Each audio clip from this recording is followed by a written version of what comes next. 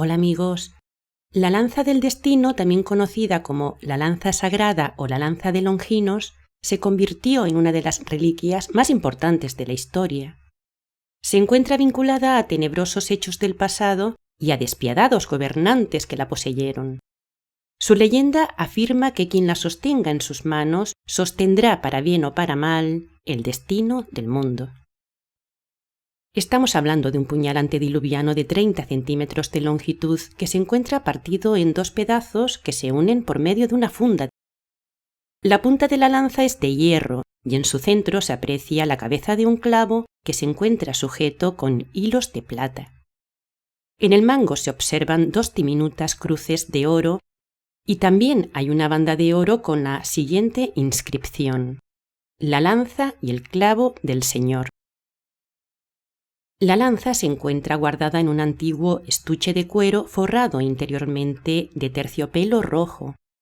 Esta reliquia, sagrada para el cristianismo, pasó por las manos de los hombres más poderosos del planeta, y todos los que la poseyeron salieron victoriosos en sus batallas.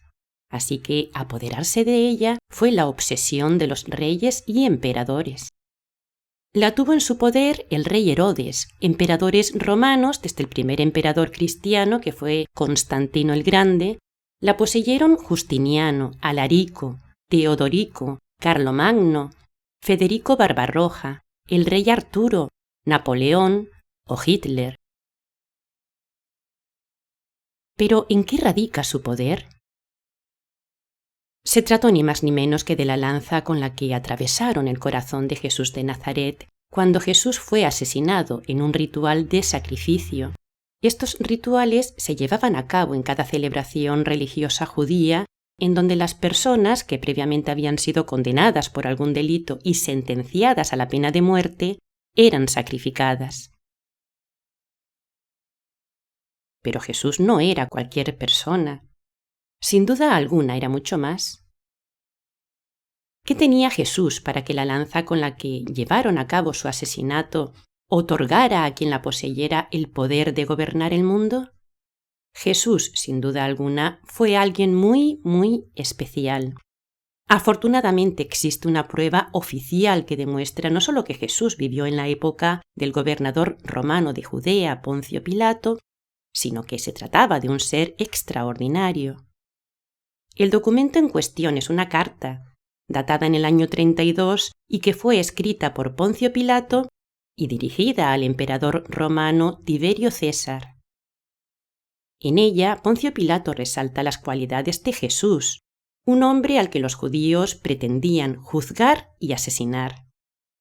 Veamos el contenido de esta carta. Apareció en Galilea un hombre joven que predicaba una nueva ley.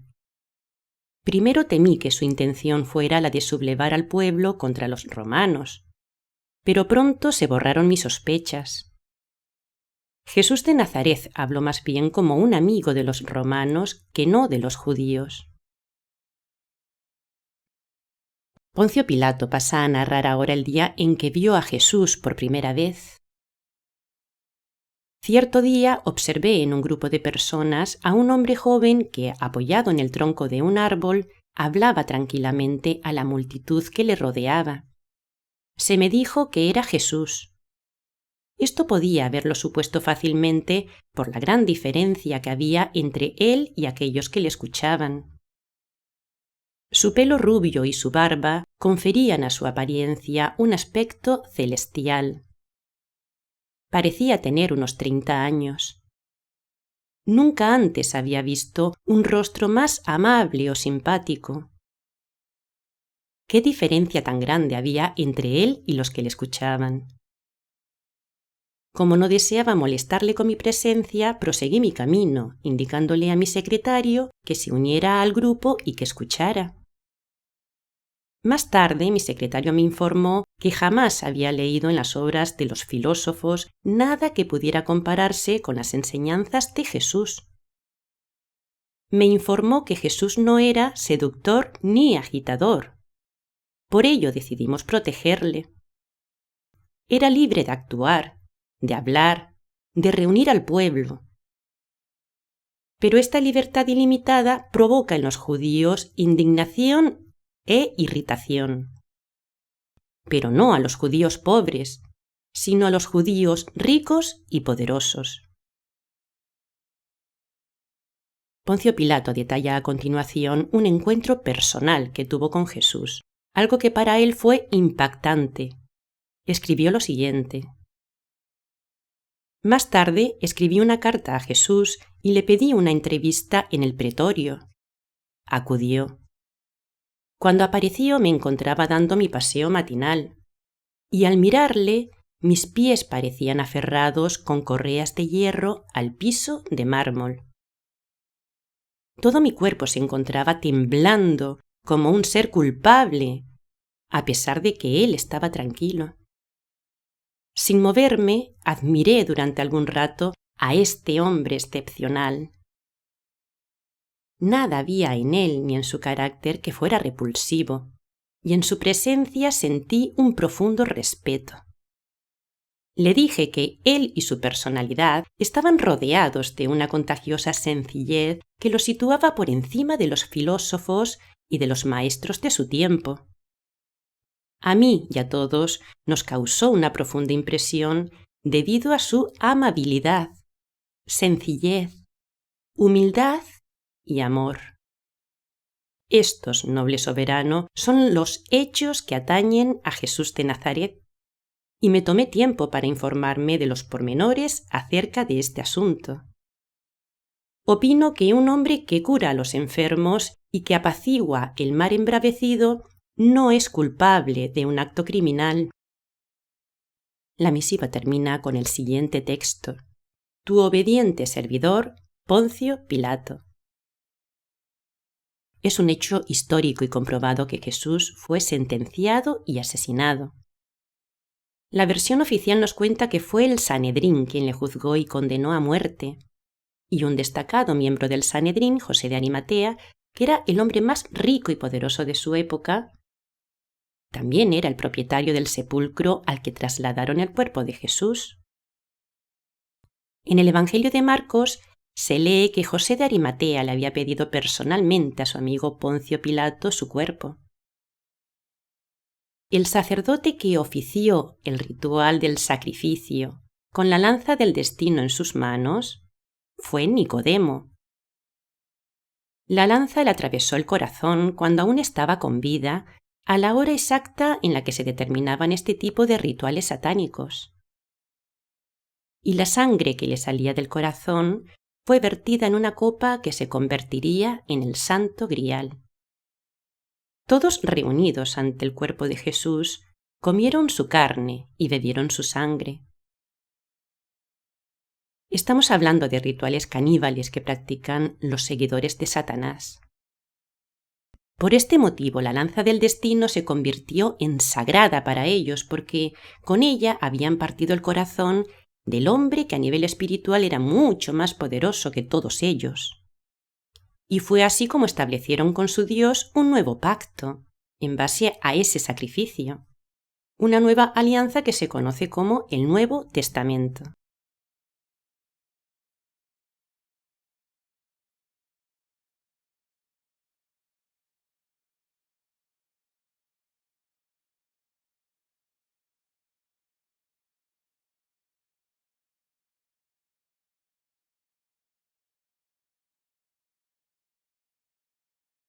Pues bien, tras pasar por las manos de los hombres más poderosos del mundo, a finales del siglo XVIII la lanza del destino fue depositada, junto a otros innumerables tesoros, en Viena, Austria.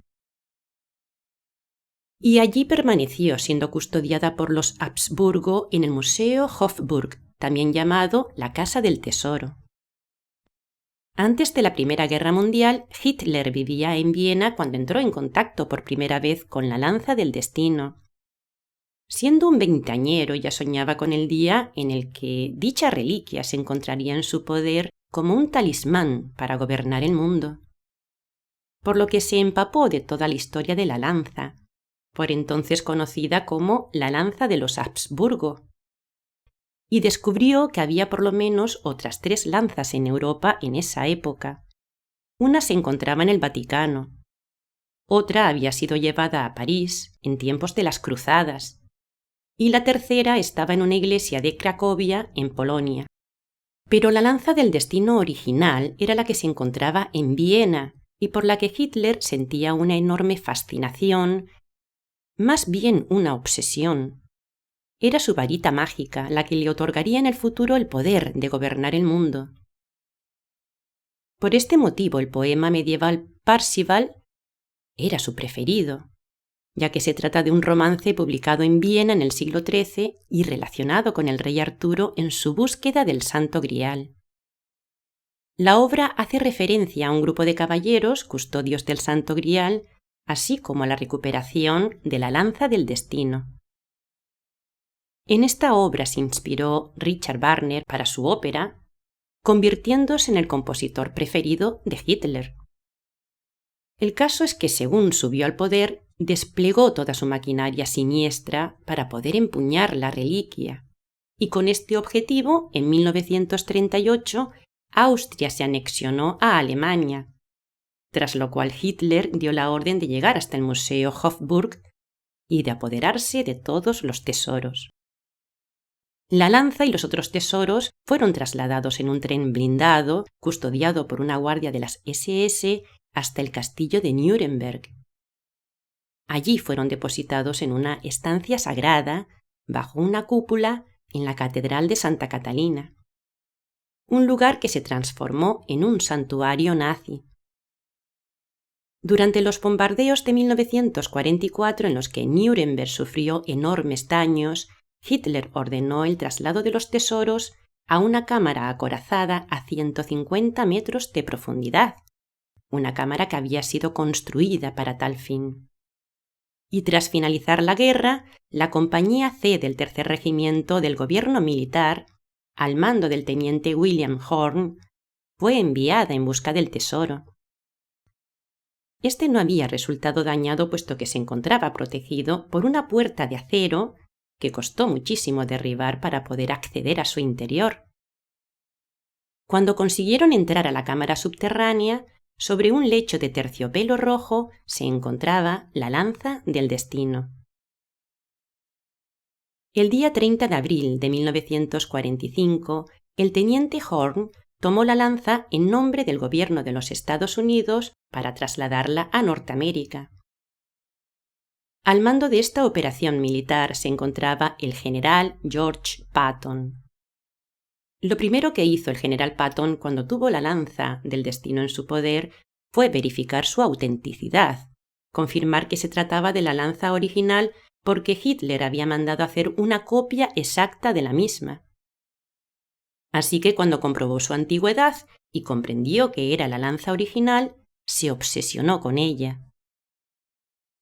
En su poema titulado A través de un cristal oscuro, él mismo se identifica con Longinos en una vida pasada, como si él hubiera sido el supuesto soldado romano que clavó la lanza a Jesús en el corazón, cuando en realidad no se trataba de un soldado romano, sino del mismo Sanedrín, como ya expliqué.